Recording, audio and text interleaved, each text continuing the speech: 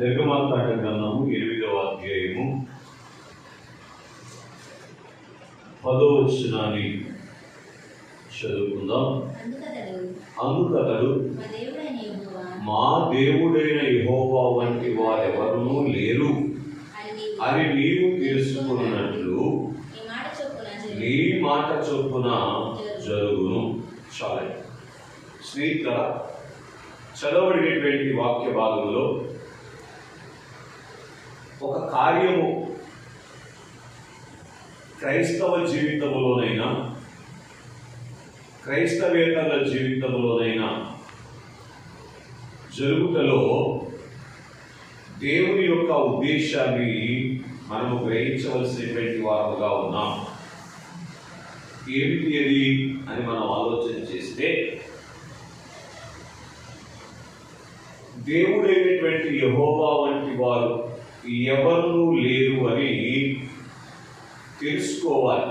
ఇది దేవుని యొక్క ఉద్దేశం. బాగా గ్రహించండి. భూలోకంలో ఉన్నటువంటి ప్రతి మానవుడు కూడా దేవుడైనటువంటి యెహోవా వంటి వారు ఎవరు లేరు అనేటువంటి సంగతిని తెలుసుకోలేకపోతే వారి జీవితంలో వారు పొందవలసినటువంటి మేలు అనేటువంటిది పొందటం అనేటువంటిది సాధ్యపడదు. కారణం ఏమిటి అంటే, దేవుడిని ఎరగకపోవటాన్ని బట్టి లోకములో ఎదురయ్యేటువంటి పరిస్థితులను బట్టి అయినా, అలాగే కుటుంబంలో కానీ శరీరంలో కానీ కాలమాన పరిస్థితులను బట్టి కానీ ఎదురయ్యేటువంటి ఇబ్బందుల్లోనైనా ఎవరిని ఆశ్రయించాలో తెలియక మేలు చేయలేనటువంటి వాటిని ఆశ్రయించి మోసపోయేటువంటి ప్రమాదం ఉన్నది. కాబట్టి దైవ సన్నిధిలో ఉన్నటువంటి మోషే గారికి దేవుడిచ్చినటువంటి వెలిగింపు ఏమిటి అని మనం అర్థం చేసుకుంటే,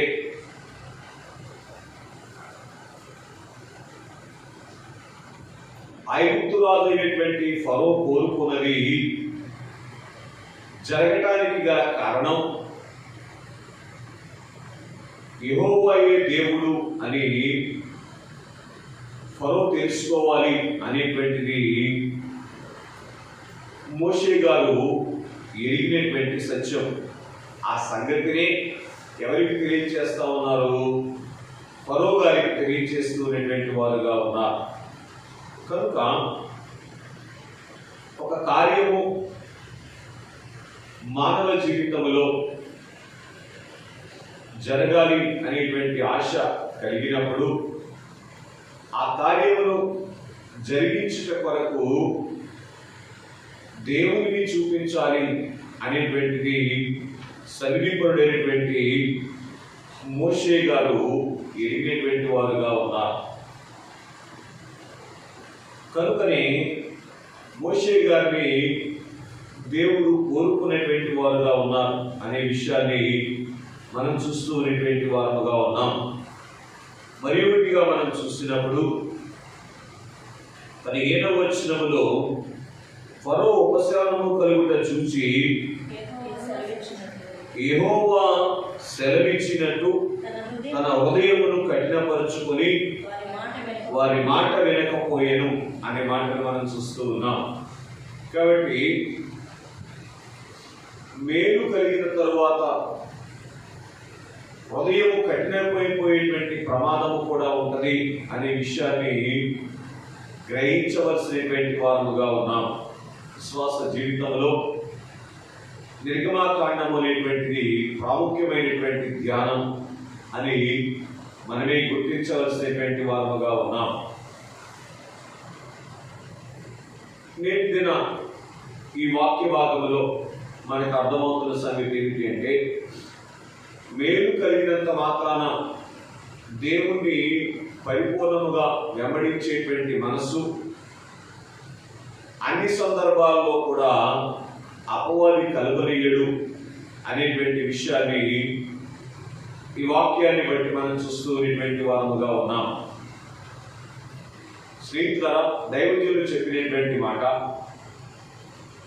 ఎక్కడైతే పిశాచి ప్రోగ్రాం ఉంటుందో అక్కడ దేవుని ప్రోగ్రాం కూడా ఉంటుంది అని తెలియజేశారు. అందుకే యేసుక్రీస్తు ప్రభువారి గురించి వ్రాయబడినటువంటి మాట యోహాను రాసినటువంటి మొదటి పత్రికలో వ్రాయబడి ఉంటుంది, చదవవసరం లేదు. కానీ అపవాది క్రియలను లయపరచుటకు దేవుని కుమారుడు ప్రత్యక్షమైన అనేటువంటి మాట. ఎప్పుడైతే లోకంలో అపవాది యొక్క క్రియ ప్రారంభమైందో అప్పుడే అంతరంగముగా ఆత్మరూపిగా యేసుక్రీస్తు ప్రభువారి యొక్క పని ప్రారంభమైంది. దైవజనులు చెప్తూ, ఆదికాండ గ్రంథములో పాప ప్రవేశము జరగగానే పాప పరిహారకుడైనటువంటి యేసుక్రీస్తు ప్రభువారు అంతరంగముగా తన యొక్క పనిని ప్రారంభించినటువంటి వారుగా ఉన్నారు. కనుక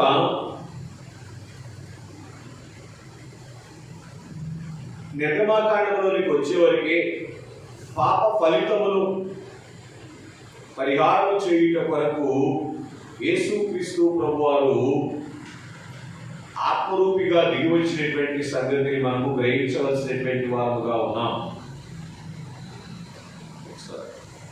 దేవుని యొక్క ప్రోగ్రాం ఏమిటి అని మనం ఆలోచన చేస్తే,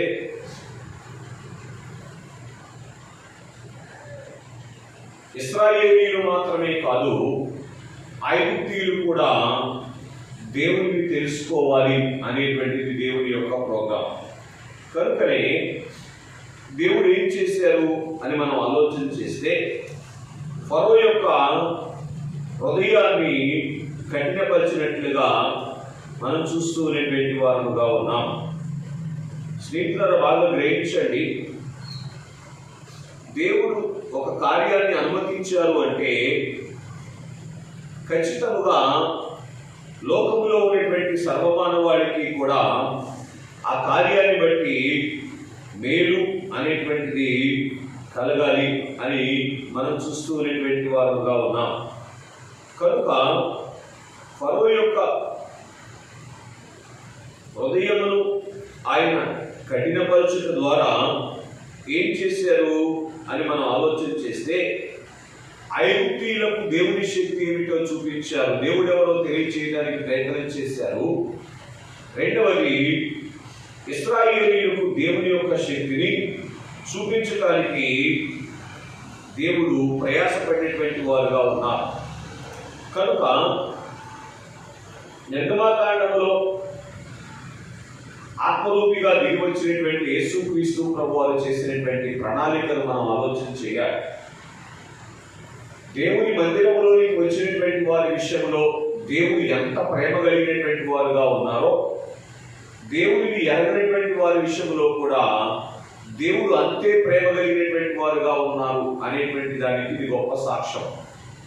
ఇశ్రాయేలీయుల విషయంలో ఎంత ప్రేమ దేవుడు కలిగి ఉన్నారో, ఐగుప్తీయుల విషయంలో కూడా అంతే ప్రేమ దేవుడు కలిగినటువంటి వారుగా ఉన్నారు. కనుక ఇశ్రాయేలీయులను ఐగుప్త దేశానికి పంపించి ఇశ్రాయేలీయులను విడిపించేటువంటి ఒక ప్రణాళిక ఆయన ఏర్పాటు చేసుకొని, యెహోవాయే దేవుడు అని ఐగుప్తీయులు తెలుసుకున్నట్లుగా దేవుడు ఆ కార్యాన్ని జరిగించారు. మీరు బాగా గమనిస్తున్నారా? దేవుడు ఎంత ప్రయాసపడుతూ ఉన్నారో మానవాళి యొక్క, సర్వమానవాళి యొక్క రక్షణ కొరకు. ఎందుకు ఈ మాట మళ్ళీ మళ్ళీ ఉటంకిస్తా ఉన్నాను అని కొద్దిగా ఆలోచన చేయడానికి ప్రయత్నం చేద్దాం. బహుశా ఒకవేళ దేవుడు గాని ఇశ్రాయేలీయులకు పాఠం చెప్పడానికి మాత్రమే ఐగుప్తు దేశానికి పంపిస్తే అంతగా ప్రయాసపడవలసినటువంటి అవసరము ఏమీ లేదు. లేదా ఇశ్రాయేలీయులకు పాఠం చెప్పాలి అని దేవుడు అనుకుంటే కనాను దేశంలో ఏం చేయగలరు? పాఠం చెప్పగలరు. కానీ ఐగుప్తీయులైనటువంటి వారు సృష్టి పూజలో ఉన్నారు కనుక వీళ్ళను ఐగుప్త దేశంలోనికి పంపించి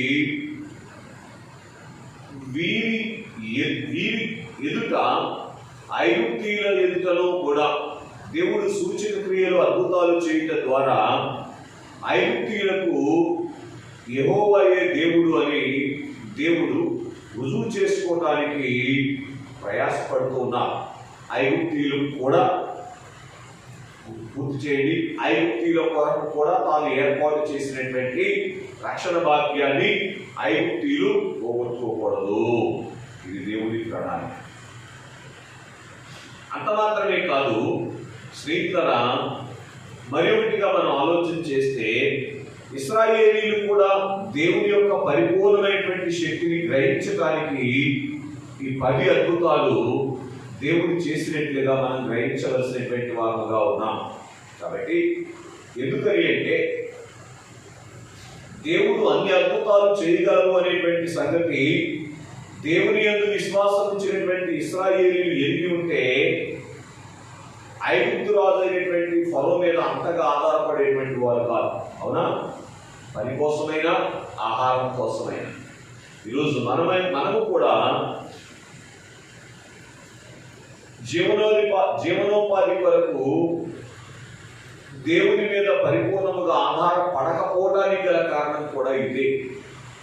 ఆధారపడుతున్నాం కానీ పరిపూర్ణంగా ఆధారపడలేకపోతున్నాం. ఏంటి కారణం?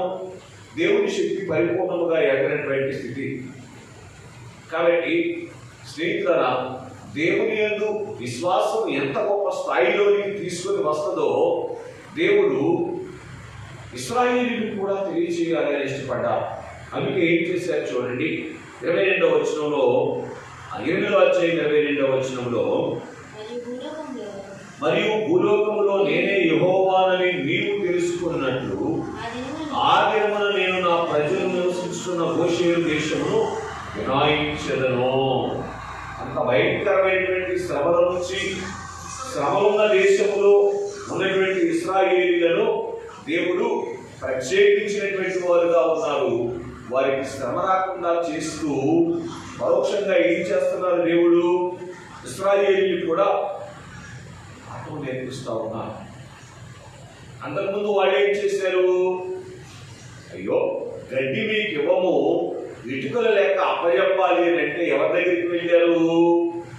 ఫరో దగ్గరికి వెళ్ళి, అయ్యా మీరు ఇట్లా చేస్తే ఎట్లాగండి అని అడిగారు. ఎందుకు దేవుని దగ్గరికి వెళ్ళలేదు? దేవుని సన్నిధిలోనికి వెళ్ళి అడగలేదు అంటే దేవుని శక్తి పరిపూర్ణంగా వారు గ్రహించలేకపోయినటువంటి వారుగా ఉన్నారు. కొయ్య కాలును కూర్చుకోవడానికి చెదిరిపోయారు అని ముందు అధ్యాయంలో మనం చదువుతాం. కనుక స్నేహితులరా, కాబట్టి దేవుడు తన అధికమైనటువంటి కృప చేత, ప్రేమ చేత చేసినటువంటి కార్యం ఏమిటి అంటే, ఇశ్రాయేలీయులను ఐగుప్త దేశంలో ఉన్నప్పటికీ కూడా వారికి ఆ ఐగుప్తీయులకు కలిగినటువంటి శ్రమ కలగకుండా వినాయించడం ద్వారా ఆ రోజు ఇశ్రాయేలీయులకి ఈరోజు దేవుని యందు విశ్వాసం ఉంచినటువంటి వారికి దేవుడు అనుగ్రహించబోయేటువంటి భాగ్యాన్ని దేవుడు చాలా తేటగా తెలియజేస్తూ ఉన్నారు అనేటువంటి విషయాన్ని మనం గుర్తించవలసినటువంటి వారుగా ఉన్నాం. ఇదే సంగతి ఇంకా ఎవరికి బోధపడాలి? ఐగుప్తీయులకు కూడా బోధపడాలి. వెరీ గుడ్ అంటే ఐగుప్తీయులకు కూడా బోధపడాలి. కనుక మా దేశంలో ఉన్నారు, మాకు బానిసలుగా ఉన్నారు, మేము పెట్టినటువంటి భోజనం తింటున్నారు, మేము పరిస్థితి వాళ్ళకి పని ఉంది, లేకపోతే వాళ్ళకి తినడానికి కూడా లేదు అని ఏ ఇశ్రాయేలీయుల గురించి అనుకున్నారో వారు ఒకానొక రోజున ఏం చేశారు చెప్పండి? ఐగుప్తీయులను గెలిచి బయటికి వెళ్ళారు. గెలిచి అంటే యుద్ధం చేయలేదు, కానీ వారిని పంపించకూడదు ఐగుప్త దేశంలో నుంచి అనుకున్నటువంటి ఫరోయే ఏం చేశారు? బలవంతంగా పంపించి వేశారు అని ముందు అధ్యాయంలో మనం చదువుతాం. కనుక పరోక్షముగా దేవుని యందు విశ్వాసం ఉంచినటువంటి వారి విషయంలో విజయము అనేటువంటిది ఉన్నది అనేటువంటిది ఇశ్రాయేలీయులకు, ఐగుప్తీయులకు బోధ చేస్తూ ఈరోజు ఇక్కడ వచ్చినటువంటి మనం కూడా అదే బోధ చేస్తా ఉన్నాం. అందుకే దైవజనులు పాడారు, విశ్వాసము లేని విసుగుదల సమయమున విశ్వాసమేమని వేడుకొనుము అని అన్నారు. స్నేహితులారా, దేవుని దగ్గరికి వచ్చినటువంటి భక్తులు ఏమి వేడుకోవాలో తెలుసా? విశ్వాసమేమని వేడుకోవాలి. అన్ని వరముల కంటే గొప్పవారు విశ్వాస వరం. ఈ విశ్వాసమును కలిగినటువంటి వారు కడవరకు నిలిచి సజీవముగా మేఘమెక్కేటువంటి భాగ్యాన్ని సంపాదించుకునేటువంటి వారుగా ఉన్నారు. మరి ఒకటిగా మనం చూస్తే 8వ అధ్యాయ ధ్యానములో మనం ఉన్నాము కనుక 25వ వచనాన్ని మనం చదివినప్పుడు, అప్పుడు ఫరో మోషే అహరోనులను పిలిపించి, మీరు వెళ్ళి ఈ దేశములో మీ దేవునికి బలి అర్పించుదని వారితో చెప్పగా, ఎక్కడ అర్పించాలంట బలి? ఈ దేశములోనే. ఏం సంగతి? ఇదంతా ఏంటో తెలుసా? అపవాది యొక్క పన్నాలు. ఎందుకని? ఒకవేళ ఇశ్రాయేలీయులు ఐగుప్త దేశములోనే ఏమండి దేవుడైనటువంటి యెహోవాకు బలి అర్పిస్తే ఐగుప్తీయులందరూ కూడా ఏం చేస్తారు? ఇశ్రాయేలీయుల మీద తిరుగుబాటు చేస్తారు. ఇక్కడ ఒక ప్రాముఖ్యమైనటువంటి సాతాను పన్నాగం ఉంది. ఏంటో తెలుసా? దేవుడు ఏర్పాటు చేసినటువంటి స్థలంలోనికి వెళ్లకుండా చేయడానికి ప్రయత్నం చేస్తా ఉన్నారు. ఆ రోజు ఏమండి ఇశ్రాయేలీ విషయంలో ఎలాగో ప్రయత్నం చేశారో, ఈరోజు కూడా కొందరి విశ్వాసం విషయంలో ఏమంటున్నాడు అపవాది? చెప్పండి, ఇంటిలోనే ఉండి ప్రార్థన చేసుకుంటే చాలదా, గుడికెందుకు వెళ్ళవాలని బోధిస్తా ఉన్నాడు. అర్థమవుతోంది. అందుకే దైవజనులు చెప్పిన మాట, ఇది సాతాను యొక్క తలంపు అని అన్నారు. కనుక సాతాను యొక్క తలంపు ఏమిటి ఇశ్రాయేలీ విషయంలో ఆ రోజు అంటే, ఏమండి మీరు ఇక్కడే ఉండండి, ఇక్కడే మీ దేవునికి బలి అర్పించండి అని ఆ రోజు ఎలాగైతే బోధ చేసి, ఎందుకని అక్కడి నుంచి బయటికి తీసుకురావాలని అనుకున్నాడు దేవుడు? అసలు ఎందుకో తెలుసా? అక్కడి నుంచి బయటికి తీసుకొని రాకపోతే ఎంతో కొంత ఏమండి ఐగుప్తు యొక్క సృష్టి పూజ మీద ఇశ్రాయేలీయులైనటువంటి వారు అభిమానం కలిగి ఉండి ఆత్మతోనూ సత్యముతోనూ దేవుని ఆరాధించేటువంటి వస్త్రానికి కాలేరు. అర్థమవుతుందండి? స్నేహితులారా, బాగా గ్రహించారు. కనుకనే అపవాది యొక్క ప్రణాళిక ఎప్పుడు కూడా మనం ఏం చేయాలంటే పసిగట్టాలి. ఏం చేయాలి చెప్పండి? పసిగట్టినటువంటి వారుగా ఉండాలి. అందుకే పౌలు గారంట, అపవాది తంత్రములను మేము ఎరగని వారము కాదు. అర్థమవుతుందండి? కనుక విశ్వాసి గ్రహించాల్సింది ఏమిటో తెలుసా? అపవాది తంత్రమే. ఈరోజు ఈ సందర్భంలో ఈ మాటలో అని ప్రతి సందర్భంలో కూడా దీంట్లో అపవాది తంత్రం ఏమైనా ఉందా? లేదు. ఇది దేవుని ప్రణాళిక అని ఎప్పటికప్పుడు ఏం చేయాలి? మనం విమోచించుకోవాలి. సరే, వివేచించుకోవాలి. ఏం చేయాలి? వివేచించుకోవాలి. అర్థమవుతుందండి? ఒకవేళ మన శరీరమే మనకు దాకా పనిచేసి వచ్చావు కదా, ఏమేంతో లేపుడు గుడికి అని బాధ చేస్తూ ఉంటే మనం ఏం చేయాలి? దీంట్లో ఏమన్నా అపవాది యొక్క ఆలోచన ఉన్నదా అని గ్రహించాలి. అర్థమవుతుందండి? అది గ్రహించకపోతే ఏమైపోతామంటే అపవాదికి లోబడిపోయేటువంటి వారంగా ఉంటాం. కనుక మోషే గారు ఏం చేశారు? అపవాది తంత్రాన్ని గ్రహించారు. ఎందుకు గ్రహించగలిగారు?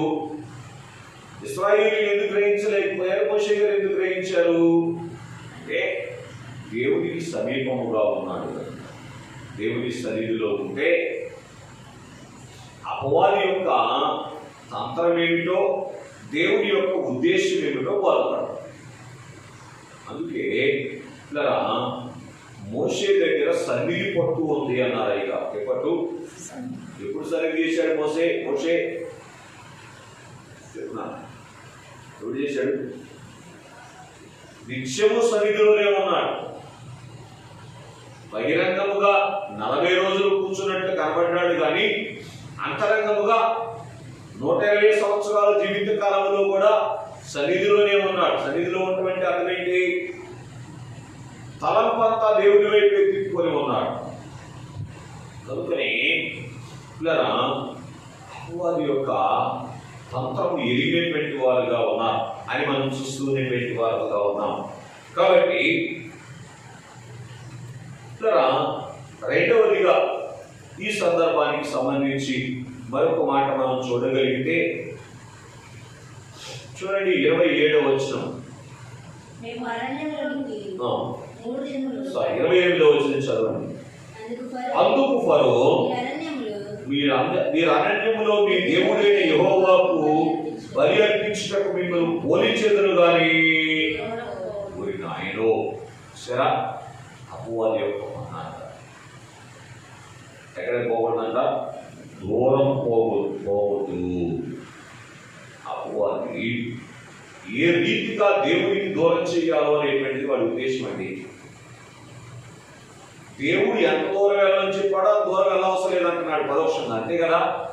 3 దినముల ప్రయాణం అంత దూరం వెళ్ళండి అని దేవుడు చెప్తే ఏమంటున్నారు? అంత దూరం అవసరమా? అవునా? విషయం ఆపద ఉన్నప్పుడేమో గుడి దగ్గర ఉంది, అవునా కదా. ఆపద తీరిన తర్వాత గుడి దూరం అయిపోతుంది. జరుగుతాయి అప్పుడప్పుడు ఏమన్నా ఇల్లు జరుగుతుందో గుడి జరుగుతుందా? ఇల్లు జరగదు, గుడి జరగదు. ఇది జరిగిపోతుంది దేవునికి దూరంగా. ఏది జరిగిపోతే చెప్పున్నాను సాత్విక చెప్పి ఏం జరిగిపోతే మన మనస్సు దేవునికి దూరంగా జరిగిపోతుంది. అర్థమవుతుందా? ఇది అందుకే మన పెద్దలకు మాట అనేవాడు, మనసుంటే మార్గం ఉంటుంది అని. కాబట్టి అపవాది మన మనస్సును దేవుడికి దూరం చేస్తే చాలండి, ఏం చేయవసరం అర్థమవుతుందండి. అందుకే ఈ ఆలోచనలన్నీ పుట్టిస్తూ ఉంటాడు. కనుక ఫరో అపవాది వశములో ఉన్నాడు కనుకనే ఏ రీతిగా వీళ్ళని దేవుడికి దగ్గర కాకుండా చూడాలి అనేటువంటి ఆలోచనలోనే ఉన్నాడు కదా. కాబట్టి ముందేమన్నాడు? ఈ దేశంలోనే బలర్పించండి అన్నాడు. తర్వాత ఏమంటున్నాడు? తొలగ నేను వెళ్ళాల్సిందే అంటే తల్లి వెళ్ళండి కానీ దూరం వెళ్ళను. సరే, కనుక దేవుడు ఎంత దగ్గర చేసుకోవాలని ప్రయత్నం చేస్తూ ఉంటే మానవుణ్ణి అపవాది అంత దూరం చేయాలని ప్రయత్నం చేస్తాడు. కాబట్టి కనుక స్త్రీలను గమనించండి. మరి ఒకటిగా మనం ఆలోచన చేసినటువంటి వారముగా ఉన్నప్పుడు ఇక ఆ రీతిగా ఫరో మాట్లాడిన తరువాత ఏం చేశారు అని అంటే, మోషే కొన్ని దేవుని శక్తి చూసిన తర్వాత అయినా ఫరో దేవునికి లోబడతాడు అనేటువంటి ఉద్దేశంతో వెళ్ళి దేవుని యొక్క కార్యము చేసినటువంటి వారుగా ఉన్నారు. ఆ ఈగలు తొలగిపోయినట్లుగా తన కర్రను చూపించినట్లుగా మనం చూస్తూ ఉన్నాం. కనుక ఇక్కడ ఇంకొక సంగతి కూడా మీకు జ్ఞాపకం చేయాలి. 24వ వచనంలో బాధాకరమైనటువంటి ఈగల గుంపు ఫరో ఇంట్లోనికి అతని సేవకుల ఇంట్లోనికి వచ్చి ఐగుప్తు దేశం అంతటా వ్యాపించను. ఆ దేశము ఈగల గుంపు వలన చెడిపోయాను. ఈగలు కూడా దేశాన్ని పాడు చేస్తాయా? దేవునికి దూరమైతే ఏదైనా మనిషిని పాడు చేస్తారు. అర్థమవుతుందండి?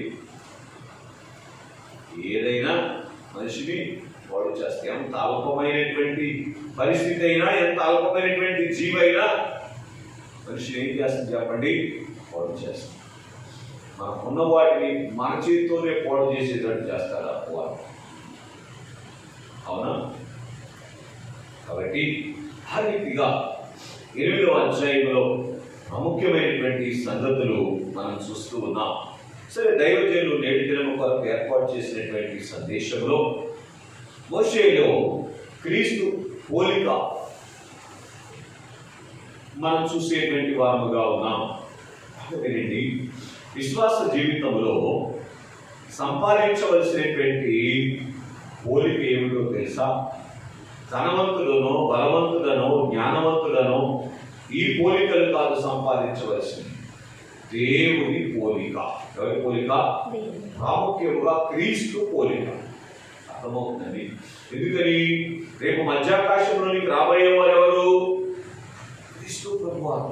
ఆయన పోలికను మనము కలిగినటువంటి వారముగా ఉంటే ఇట్లా చూడండి, ఆయన చేయదలుచుకున్నటువంటి కార్యాలు మనం చేయగలుగుతాం. మోషే గారు ఎందుకు ఇశ్రాయేలుని విమోచించగలిగాడు? సర్వలోక విమోచకుడైనటువంటి యేసు క్రీస్తు ప్రభు వారి యొక్క పోలిక మోషే గారికి ఉంది కాబట్టి ఇశ్రాయేలులను విమోచించగలిగినటువంటి వాడుగా ఉన్నాడు. ఇశ్రాయేలుని ఎందుకు తమను తాము విమోచించుకోలేకపోయారు అంటే క్రీస్తు పోలికను వారు సంపాదించుకోవడానికి ప్రయాసపడలేదు కదండి. కనుక దేవుని పోలికను సంపాదించుకోవడానికి ఏ మానవుడైతే ప్రయాసపడతాడో ఆ మానవుడు దేవుడు చేయదలుచుకునేటువంటి కార్యములు ఈ లోకంలో చేసేటువంటి అనుభవంలోనికి వస్తారు. అదే మోషే గారు చేసినటువంటి కార్యములు. అందుకే దేవుని పోలిక మానవులకు ఇవ్వడానికి ఏం చేశారు? దేవుడు మళ్ళా మానవుని దగ్గరికి దిగి వచ్చారు. నిర్గమకాండంలో ఏం చేశారు? దేవుడు మానవుల మధ్యకు దిగి వచ్చారు. ఎందుకని? దేవుని పోలిక ఇవ్వటానికి. కనుక నాటి దినమందు ఇశ్రాయేలీల మధ్యలోనికి దేవుడు ఎలాగో దిగి వచ్చారో ఈరోజు నేటి కాలంలో బైబిల్ మిషన్లోనికి దేవుడు దిగి వచ్చారు. ఎందుకని అని అంటే బైబిల్ మిషన్ వారందరూ మోషే అంత పవిత్రులు కావాలి అని ఆగ్రహించారు. మోషేలో ఉన్నటువంటి పవిత్రత ఏమిటి అంటే క్రీస్తు పోలికను సంపాదించుకున్నట. ఎవరి పోలిక? క్రీస్తు పోలికను సంపాదించుకున్నట. క్రీస్తు పోలికను సంపాదించుకునేటువంటి క్రమములో ఆయన 120 సంవత్సరాల జీవితాన్ని ఖర్చు పెట్టేశారు. 120 సంవత్సరాల జీవితాన్ని దేని కొరకు ఖర్చు పెట్టారు? క్రీస్తు పోలికను సంపాదించడానికి ఖర్చు పెట్టినటువంటి వారుగా ఉన్నారు. ఏ దేవుడైతే నన్ను కలుగు చేశారో ఆ దేవుని పోలికను నేను సంపాదించుకోవాలి అనేటువంటి ఆలోచనతోనే తన జీవిత యాత్ర అంతటినీ కూడా మోషే గారు సాగించినటువంటి వారుగా ఉన్నారు. కాబట్టి అందుకే నాటి కాలంలో చెప్పక తప్పదు, యేసు క్రీస్తు ప్రభువారు చేయదలుచుకున్నటువంటి ఇశ్రాయేలు యొక్క విమోచన మోషే గారి ద్వారా జరిగించినటువంటి వారుగా ఉన్నారు. ఈరోజు సర్వమానవాళి యొక్క విమోచన ఎవరి ద్వారా జరిగించాలని దేవుడు ఉద్దేశపడుతున్నారు? చెప్తున్నాను.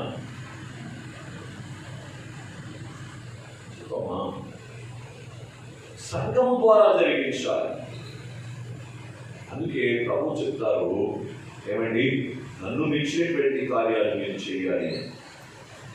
సంఘములకు దేవుడు ఏం అప్పగించి వెళ్ళారు?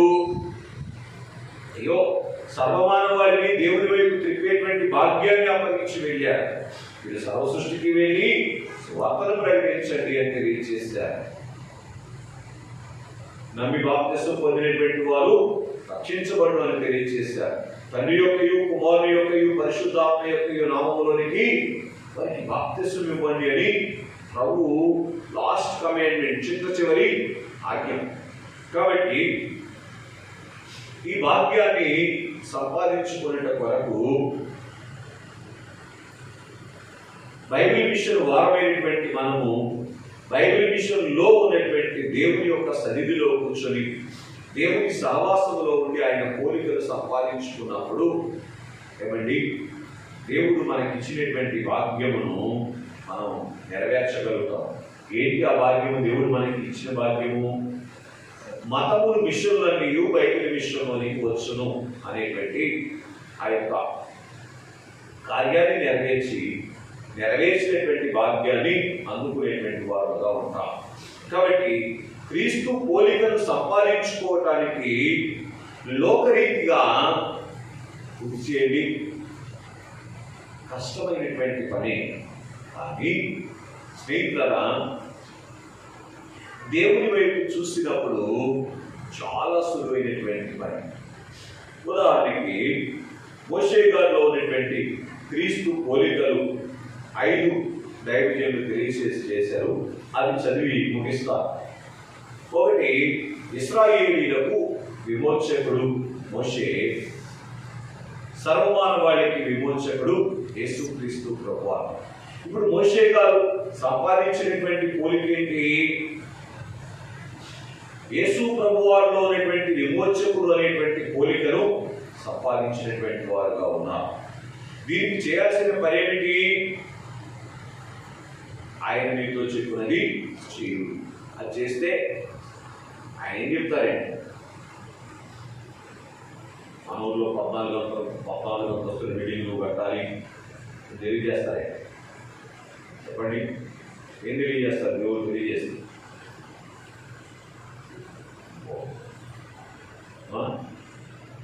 ఈ ఊరు వారందరికీ దేవుడి గురించి చెప్పు అని తెలియజేస్తారు, అంతే కదా. దేవుని వైపు తిప్పు అని తెలియజేస్తారు. ఎవరో చెప్పారా? ఇంకని కూర్చోవడం దేవుని గ్రహించారు. కనుక ఎప్పుడైతే తన జీవితకాలం అంతా దేవుని వైపు చూస్తున్నారో దేవుని పోలికను సంపాదించుకోవాలి అనేటువంటి మనస్సు మోషే గారికి కలిగింది. అందుకే ఇశ్రాయేలీయులను విమోచించే విషయంలో ఇట్లా చూడండి, 40 సంవత్సరాలు ఐగుప్తు కోటలో ట్రైనింగ్ అవ్వాల్సి వచ్చిన, 40 సంవత్సరాలు విద్యార్థి దేశంలో ఏకాంతముగా గడపాల్సి వచ్చిన, అది కూడా శిక్షణే. 40 సంవత్సరాలు ఇశ్రాయేలీయులను సహించాల్సి వచ్చినా సహించగలిగాడు. కనుకనే ఏమయ్యారు చెప్పండి? అయినా ఇశ్రాయేలీయులకు విమోచకుడయ్యారు. యేసు ప్రభువారు ఎలాగైతే తండ్రి పాదాల దగ్గర కూర్చొని ఏమండి తెలుసుకోవలసినటువంటి సంగతులను తెలుసుకొని చేయవలసినటువంటి కార్యాన్ని చేశారో, అలాగున మోషే గారు కూడా ఏమండి దేవుని పాదాల దగ్గర కూర్చున్నారు కనుక ఆ సారూప్యాన్ని సంపాదించుకునేటువంటి వారుగా ఉన్నారు అని మనం గ్రహించవలసినటువంటి వారుగా ఉన్నాం. ఇక రెండవదిగా, మోషే గారు పుట్టినప్పుడు శిశువధ జరిగింది. అలాగే యేసు క్రీస్తు ప్రభువారు శరీరంతో వచ్చినప్పుడు కూడా శిశువధ జరిగినట్లుగా మత్తయి సువార్త 2వ అధ్యాయంలో మనం చూస్తాం. గత ఆదివారం మాట్లాడుకొని జ్ఞాపకం చేసినట్టు గుర్తు. కాబట్టి స్నేహితులను ఏమిటి అని మనం ఆలోచన చేస్తే, ఆ వధను కూర్చున్నటువంటి నింద తన మీదకి వస్తూ ఉన్నప్పటికీ కూడా ఏమాత్రము నిందను నిందగా చూడలేదు. కానీ నిందలో ఉన్నటువంటి బహుమానాన్ని మోషే గారు చూశారు, కానీ క్రీస్తు పోలికలు సంపాదించారు. రైట్. మూడవదిగా, మోషే గారి యొక్క భార్య అయినటువంటి సిప్పోరా అన్యురాలు అని మనం చూస్తున్నటువంటి వారుగా ఉన్నాం. కాబట్టి స్నేహితులారా గమనించండి, పుట్టుకతోనే యూదులైనటువంటి మోషే అన్యురాలైనటువంటి సిప్పోరాను వివాహం చేసుకోవడం అంటే ఇష్టం ఉంటుందా? ఇష్టం ఉందా కదా. ఇంటి కారణం, వారేమో సృష్టి పూజలో ఉన్నారు, వారేమో దేవుణ్ణి బాధ పెట్టే స్థితిలో ఉన్నారు. అవునా? ఈయనేమో దేవుడిని పూజించే స్థితిలో ఉన్నారు. ఎందుకు సిపోరాని వివాహం చేసుకోవడానికి మోషే గారు ఇష్టపడ్డారు అంటే, ఒకానొక రోజున యేసుక్రీస్తు ప్రభువారు అన్యులను కూడా తన వైపు తన శాస్త్రం కూర్చోబెట్టుకుంటారు అనేటువంటి సంగతి చూశారు కనుక, ఆయన అలాగూ సహించారు కనుక నేను కూడా ఎలాగో సహించాలి అనేటువంటి ఉద్దేశంతో ఆయన నిలబడ్డారు కనుక ఆయనకి ఏ పోలిక వచ్చింది? క్రీస్తు పోలిక వచ్చింది. అంటే నిత్యము ప్రభు వైపు చూస్తేనే క్రీస్తు పోలిక వస్తుంది. ఎవరి వైపు చూస్తే వారి పోలిక వస్తుంది అని మనం గ్రహించాలి. మరి ఒకటిగా మూడవదిగా, మోషే గొప్ప ఉపాధ్యాయుడిగా కనబడతారు. యేసు ప్రభు వారు మహోద్యాపకుడు,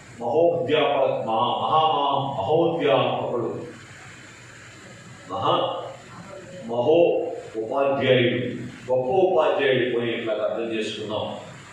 ఇలా ఏంటి కారణం అని మనం ఆలోచన చేస్తే, యేసు ప్రభు వారు ఎలాగైతే తండ్రి పాదాల దగ్గర కూర్చొని తండ్రి చెప్పినటువంటి సంగతులను అందించబోతూ ఉన్నారో, అలాగున ప్రభు పాదాల దగ్గర కూర్చొని చెప్పవలసినటువంటి సంగతులన్నీ చెప్పారు కనుక క్రీస్తు పోలికను సంపాదించుకున్నారు. మరి ప్రభు ఎలాగైతే బోధ చేస్తున్నారో నేను కూడా అలాగే బోధ చేస్తాను అనేటువంటి ఆలోచన మోషే గారికి క్రీస్తు పోలికను అనుగ్రహించినట్లుగా మనం చూస్తూ ఉన్నాం. మరి ఒకటిగా, ధర్మశాస్త్రాన్ని తీసుకుని వచ్చినటువంటి వారు మోషే గారు, కృపాశాస్త్రాన్ని తీసుకుని వచ్చినటువంటి వారు యేసు క్రీస్తు ప్రభువారు. కాబట్టి స్నేహితులారా గమనించండి, ఇలాగున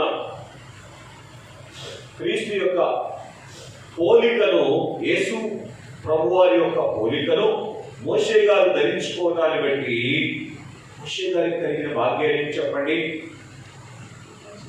దేవుని చేత దాచబడినటువంటి వాడుగా ఉన్నారు. బాల్యంలోనేమో తల్లిదండ్రుల చేత దాచబడ్డాడు. యవన ప్రాయంలోనేమో గుర్తు చేయండి, ఐగుప్తు కోటలో దాచబడ్డాడు. ఏమండి, కౌమార దశలోనేమో విద్యార్థి దేశంలో దాచబడ్డాడు. ఆ తర్వాత సేవాకాలంలోనేమో ఇశ్రాయేలీయుల ఎదుటను, ఏమండి, ఐగుప్తీయుల ఎదుటను దాచబడినటువంటి వాడుగా ఉన్నారు. అంటే అర్థం ఏంటంటే, వారిలో ఉన్నటువంటివి వీరిలోనికి రాకుండా చూసుకోగలిగినటువంటి వారుగా ఉన్నారు. కాబట్టి స్నేహితులను గమనించండి, ఆ రీతిగా క్రీస్తు పోలికలు మనం కలిగినటువంటి వారుగా ఉంటే దేవుని చేత దాచబడి దేవుని యొక్క సమీపమైనటువంటి మహిమ మేఘమును చేరుకునేటువంటి ధన్యతను అందుకునేటువంటి వారుగా ఉంటాం. మోషేలో ఇంకా దేవుని పోలిక ఏంటి చెప్పండి? మోషే దేవుని కొరకు ప్రత్యక్ష గుడారాన్ని నిర్మించారు. యేసు ప్రభు వారు ఏం చేశారు? మరి యేసు ప్రభు వారి గుడారాన్ని నిర్మించారు చెప్పండి. చెప్తున్నాను, యేసు ప్రభు వారి గుడారాన్ని నిర్మించారు. పేతురు రాసినటువంటి పత్రిక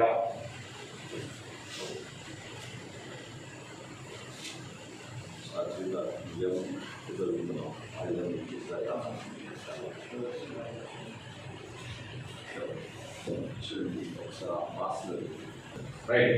కాబట్టి పేతురు రాసినటువంటి మొదటి పత్రిక 2వ అధ్యాయము 5వ వచనంలో మనం చూస్తే, యేసుక్రీస్తు ద్వారా దేవునికి అనుకూలమగు ఆత్మ సంబంధమైన బలులు అర్పించుటకు పరిశుద్ధ యాజకులుగా ఉన్నట్లు మీరును సజీవమైన రాళ్ల వలె ఉండి ఆత్మ సంబంధమైన మందిరముగా కట్టబడుచున్నారు.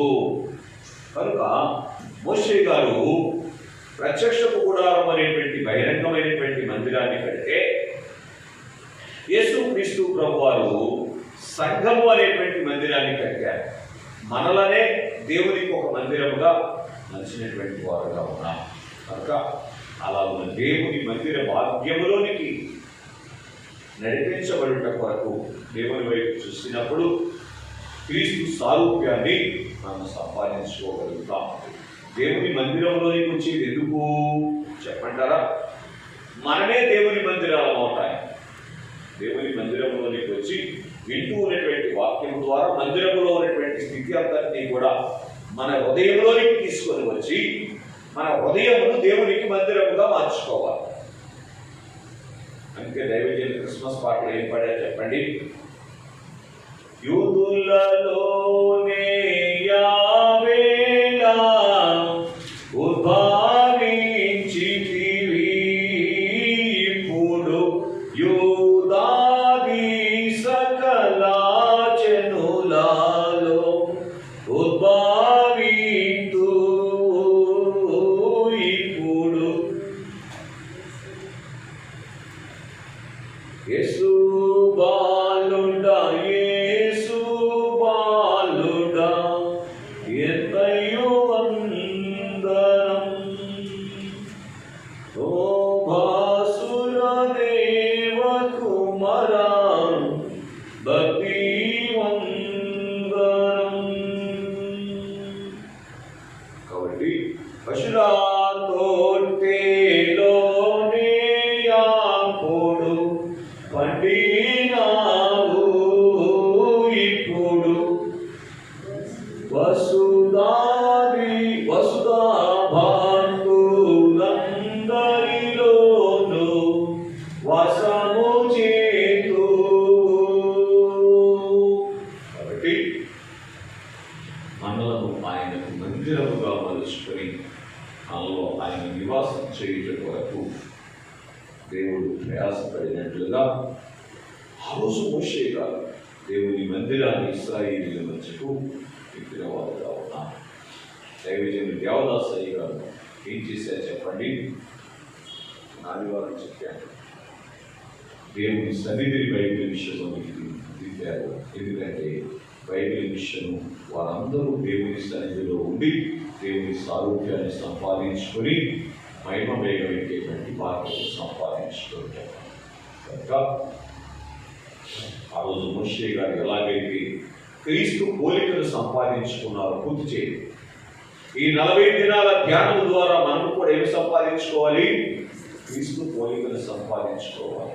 అప్పుడే ఇలా క్రీస్తు యొద్దకు చేరుకోగలుగుతాం. మోషే క్రీస్తు పోలికను సంపాదించుకున్నాడు కనుక మత్తయి సువార్త 17వ అధ్యాయంలో ఏమంటే రూపాంతర కొండ మీదకి ప్రభు సరస్సుకు దిగి వచ్చినట్లుగా మనం చూస్తూ ఉన్నాం. ఆ రీతిన మేము మేఘమేఘిస్తుడు కొరకు క్రీస్తు పోలికను సంపాదించుకుందాం. అట్టి ధన్యత దేవుడు మన దగ్గర దయచేయునుగాక. ఆమేన్.